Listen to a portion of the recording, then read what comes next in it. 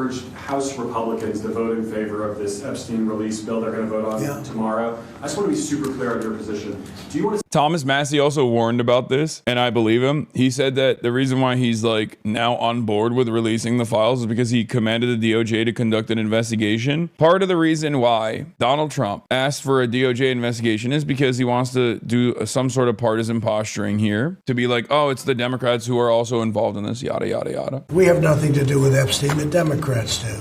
All of his friends were Democrats. But the other reason why he's doing it is potentially because he wants to intervene in the release of certain documents. And the way that he can do that is by claiming that there are documents pertinent to the ongoing DOJ investigation and therefore won't be released. He's not saying the Dems are also involved in it. He's saying that they're the only ones. No, I know he's saying that. I know he's saying that, like, it's actually the Democratic Party that is exclusively engaged in the Jeffrey Epstein stuff, and he's going to be the one to uncover it, blah, blah, blah, all this stuff. But the way he has mishandled the release of these documents from the start has created too much suspicion. So good luck to him in terms of changing people's attitudes on this issue this far into the game. I don't think that that's possible. Do I believe that there is a ton of Democrats involved with Jeffrey Epstein? Absolutely. I know that. I know that for a fact. That passed the Senate. Would you sign that bill if it gets to your desk?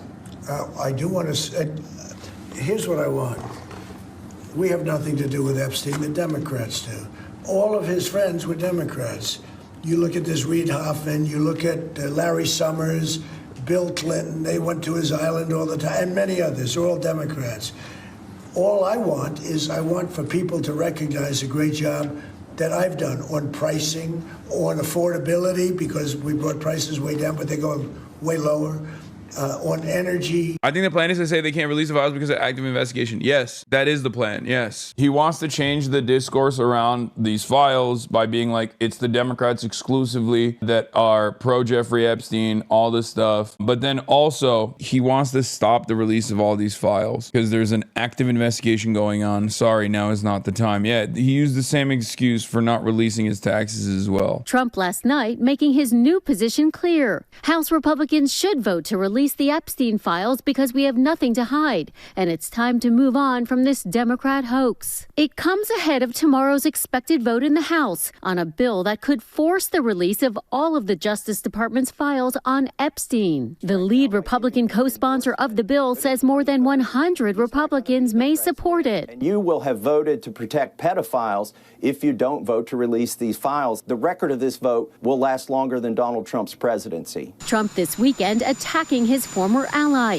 Congresswoman Marjorie Taylor Greene, calling her a lunatic and a traitor after she supported releasing the files. I believe the country deserves transparency in these files, and I don't believe that rich, powerful people should be protected if they have done anything wrong. Greene saying since Trump's attacks, she's received multiple threats, saying this puts blood in the water and creates a feeding frenzy, and it could ultimately lead to a harmful or even deadly outcome. I don't think her life is in danger. I don't think... Sounds like some major redactions have taken place. I mean, I think it's not the redactions that are going to be taking place. I think it's more so that there will be some aspects of the documentation that will not be released. They will probably comb through everything that's like really bad for Trump or embarrassing for Trump and take them out before the full release takes place. And then when asked why certain parts of the files were not released, they'll turn around and say, because there's an active investigation going on. I think that's what's going to happen. Like, and that is if the Senate votes for it.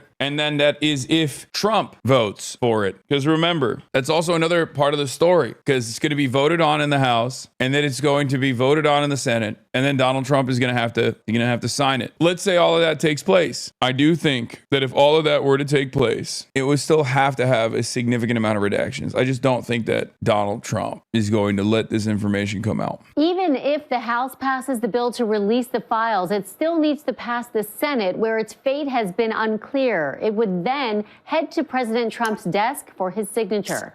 For more on all this, let's bring in our chief Washington analyst, Robert Costa. Bob, good morning to you. Thank you very much for being here. So what are you hearing from inside the White House about this shift from the president and the impact of that split that had been there among Republicans?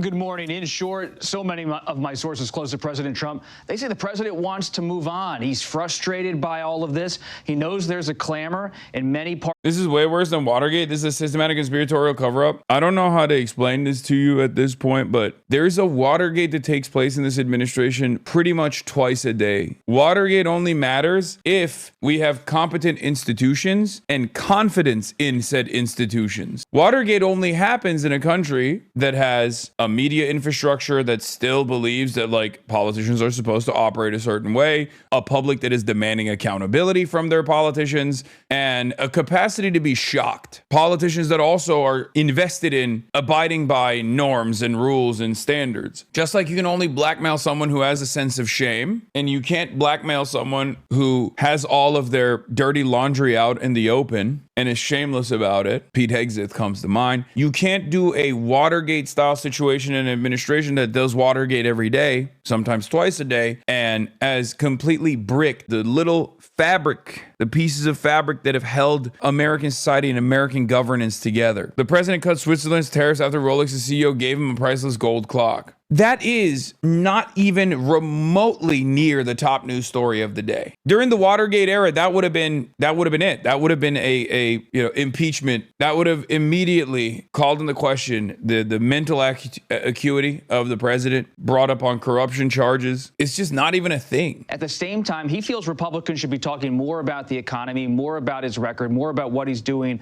on foreign policy. And this really is about a rift. President Trump and his allies say what he's doing in his administration is all that matters, yet this has been going on for so many years with Epstein, and Republicans aren't ready to shrug it off. It's remarkable that post-shutdown, the longest in our nation's history, this is the first order of business for Congress. But, Bob, I want to get your reaction, actually, to the shutdown, the politics coming out of it. More than half of Americans, according to a new CBS News poll, believe that President Trump and Republicans got more of what they wanted from the shutdown than Democrats. However, health care still a big concern. 65% are worried insurance premiums are going to go up. So what do you make of all that fallout from the shutdown? Who's winning, who's losing? Well, Tony, Democrats and Republicans are not only watching that poll from CBS News, they're also looking at the New York mayoral race with Zohran Mamdani running on affordability, Democrats in Virginia and New Jersey in recent weeks doing the same. And they know that when these health care premiums start to rise, that both parties could pay political pain if it isn't addressed by Congress. So you could see some momentum for some kind of deal on health care exchanges, I'm told, in the coming weeks ahead of the next possible government shutdown, because this is the battle for the working poor and the working people across this country as they both of these parties head into the 2026 midterm elections. If you don't have answers on health care and affordability, many lawmakers feel their careers could be on the line. Yeah, beyond the politics is people's real lives. Bob, thank you very much. Did you read the tea leaves for Trump not wanting the files to drop? He's bluffing hard. He knows he's able to stall in time to cover up his name for everything. Yeah, the tea leaves is that he's gonna use the DOJ investigation as a reason to not release the files. That's what he's gonna do. He's gonna say, oh, there's a DOJ investigation. There's a DOJ investigation.